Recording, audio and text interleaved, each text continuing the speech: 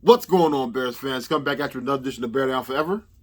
So, the Bears are going to kick off their third, NFL? I should say the NFL is going to kick off the third week of games on Sunday. Well, they actually started Thursday, but the Bears are playing Sunday, so that's what's important to us. And the injury report have been updated, and the Bears have ruled out some players. They have two of their starters who are still on the list. They have linebacker Roquan Smith with a hip injury. He sat out for a third straight day on Friday with the injury sustained in the loss to the Cheesy Heads. While Jalen Johnson, the cornerback, he has a quad injury, and he's been limited on Thursday with the injury that he suffered in practice. So yeah, that's definitely not good because we got Jalen Johnson who's been playing lights out this season. He's been playing lights out so far the first two games, and Roquan Smith he hasn't been playing like himself, but he's still the best linebacker that we have and everything. And but the Bears did rule out. They ruled out linebacker Matt Adams with the hamstring injury, safety Dane Cruikshank with the hamstring, tight end Ryan Griffin with an Achilles injury, and and Velus Jones Jr. he hasn't been ruled out, but he's doubtful. So with that being said, if the Bears do not have Roquan Smith, we know they don't have Matt Adams. So if they don't have Roquan Smith, that we'll probably be seeing a lot of Jack Sanborn and Sterling Weatherford, because I'm sure they're going to rotate him. I'm guessing, but it's going to be something to see, man, because this is the Texans don't have their passing attack is not like amazing, but they have a good young runner, but they have Cooks. So Cooks is really good, and I'm sure they're gonna line Cooks up on Gordon and target Gordon. But I mean, hey, if Johnson doesn't play, it's not gonna matter because they're gonna be like, okay, well, we're gonna throw at Vildor and Gordon. So we have to. It's going to definitely be something to see with that going on. So defensive end Travis Gibson, he's still trying to prove himself. He's pretty much picked up where he left off. He had a solid game, game one. He made a few plays, but game two he had constant pressures and he had 2 sacks against the Cheesy Heads. So that's always a good thing, and I like the fact that he's playing strong. He's getting after the quarterback, and he's still pushing himself. He's not content with where he is. He's like, I still have to get better. I still have work to do, and everything. And I'm like, yeah, and that's a beautiful thing.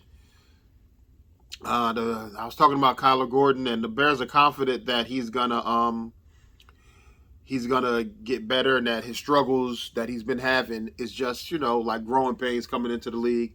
And me personally, I said it before in a previous video that I believe that him going in there playing against on Sunday night, playing against a Hall of Fame quarterback like number 12, and under the bright lights of Lambeau, it's a lot, a huge bitter rivalry, and it's a lot.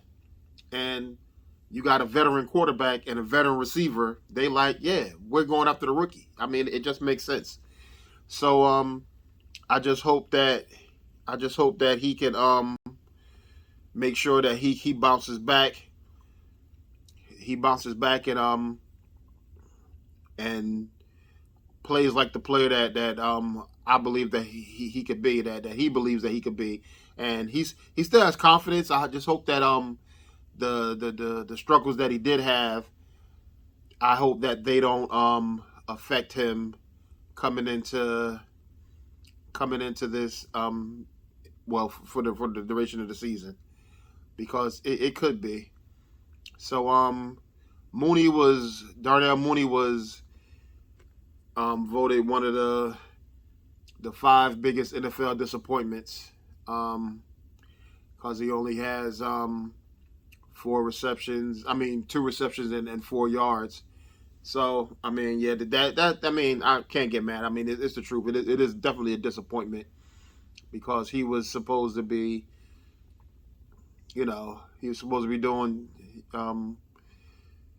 He was supposed to be, like, this time last season, he had over 11 catches, and I can't remember exactly how many yards, but it's neither here nor there. Last year is last year, this year is this year, and he just has to get right, get his routes down, and the quarterback got to find them, and we just got to take it from there. So the most pressures around rookies, you got Aiden Hutchinson, he has 9. George Karlaftis has 9. Trayvon Walker has 4, and Dominique Robinson has 4 as well. So he's tied for second with 4 pressures as a rookie. So, which is doing good. Dominique Robinson, he was definitely a great pickup for the Bears, and I am so happy that they found this dude, and that he's working hard, and that he's hungry, and he's working with Gibson and Quinn, and he's trying to get better. He's definitely trying to be and you got to remember this, he has not been playing this position that long at all. He really hasn't. And I just think that it's amazing to see where this guy is right now. And I'm just happy that the Bears got him. I mean, and that's another thing we have to say about this new regime. They found some stud players. They found Brisker, they found Braxton Jones, they found Dominique Robinson, and I'm like, and it's a good look. They didn't draft Jack Sanborn, but they signed him, and they signed it. They gave him a sizable contract too as an undrafted free agent, because it's like, dude, they definitely saw something in him. So some people said that the Texans is going to be an easy game. Again, I'm going to reiterate, I don't think it's going to be an easy game. It's definitely a winnable game. Don't get me wrong. I think the Bears can win, but they should not go into the game thinking that it's going to be a cakewalk. This is still an NFL team. Their defense is in the second year of Lovie Smith's system. This is first year as head coach, but he was the defensive coordinator last year.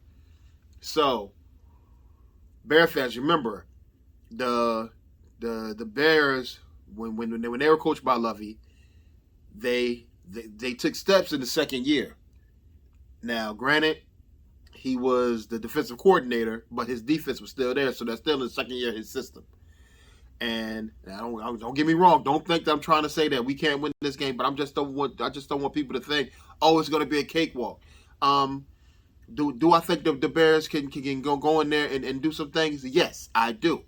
I just don't want people to say, oh, it's going to be easy, because it's not, I'm not going to say, oh man, it's just don't look past anybody. Do not look past anybody. When you look past teams, that's when they can get you.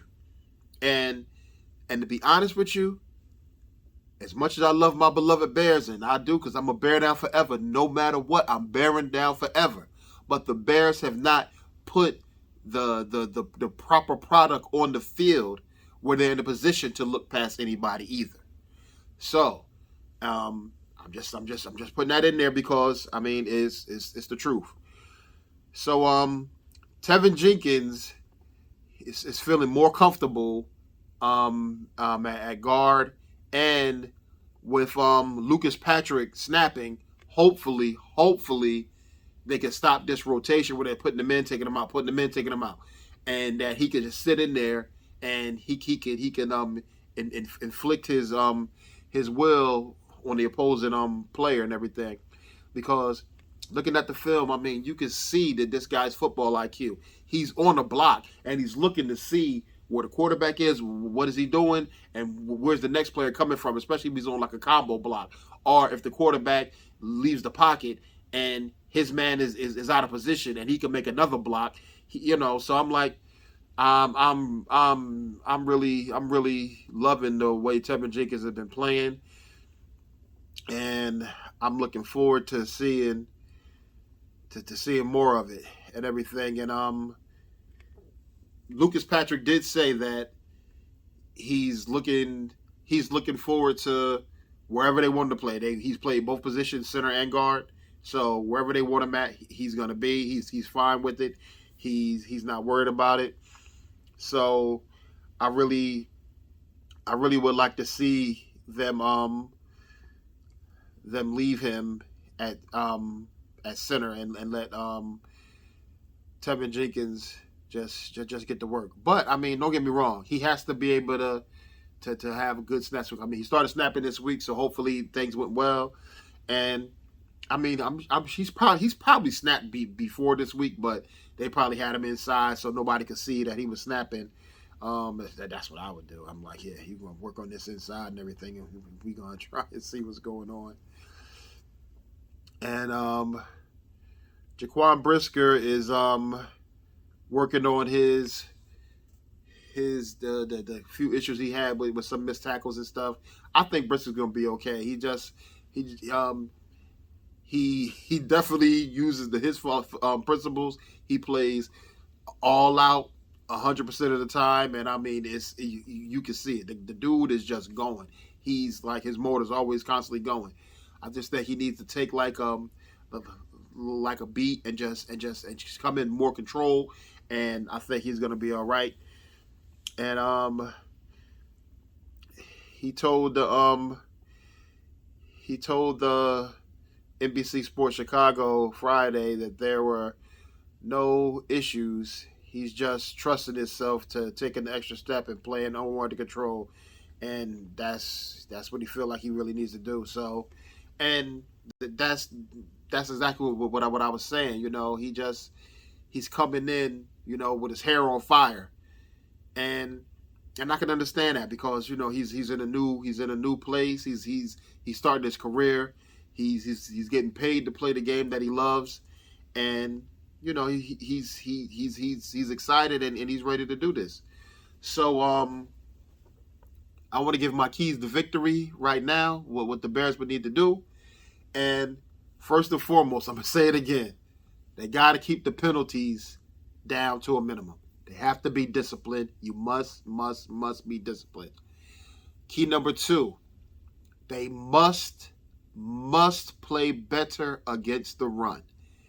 The Bears are ranked 32nd in the NFL against the run, giving up over 180 yards so far this season. So they must play better against the run. They're doing pretty good against the pass, and so they have to play better against the run.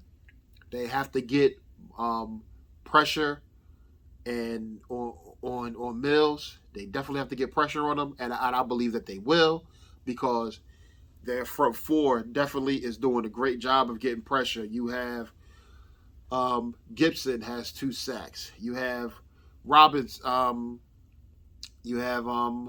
Dominique Robinson with a sack and a half. Robert Quinn has a sack and a bunch of pressures and everything. So they're getting to him. Roquan has a half a sack. So they're definitely getting to him, and so they have to stay on that and everything. And the most important thing I would say, they have to get the pass game going, because the Texans are one of the worst teams against the pass in the NFL. So they definitely have to get the pass game going. Now, don't get me wrong. Lovie Smith knows this, and he's working on that. we know Lovey. He does have his issues with the offensive side of the ball. That's not a question because what he let that crazy guy do when he got rid of our great tight end. But hey, he said he had nothing to do with it. I mean, but it is what it is. I mean, I just call it like I see it. Anywho, let me get back on what I'm talking about.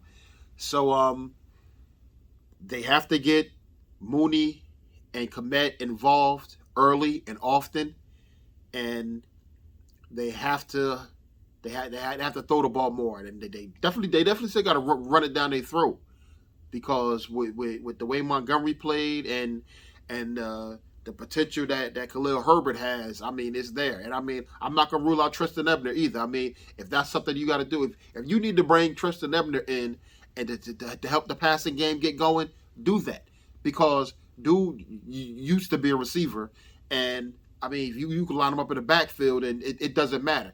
We just need to get the passing game going. Preferably need to get Kmet and Mooney more involved, but you just need to get the passing game going. So that being said, my pick for the game, I'm gonna say the Bears 24 to, I'm gonna say 14, 24 to 14. The Bears win, and that's it. That's all I got to say about that. So, like, comment, and subscribe, please. You know, it means the world to me. It means the world to me that y'all here with me, taking this time out to check me out. I greatly appreciate y'all. So, we gonna bear down forever. We're gonna be here forever. And please tell a friend to tell a friend about your boy over here, man, for real, because I'm just trying to provide y'all with some good entertaining content and give y'all, you know, a way to experience the beloved Bears a little bit more. So that's it. I'm out of here. I will talk to y'all again real soon. I'm gonna try and do a video before the game, but we're gonna see how that happens because we all know how game days be. So I'll definitely do something at halftime and a post game video though. So I love y'all. I appreciate y'all. I'm out of here, and I'll speak to y'all again real soon. Bear down forever, and I'm out.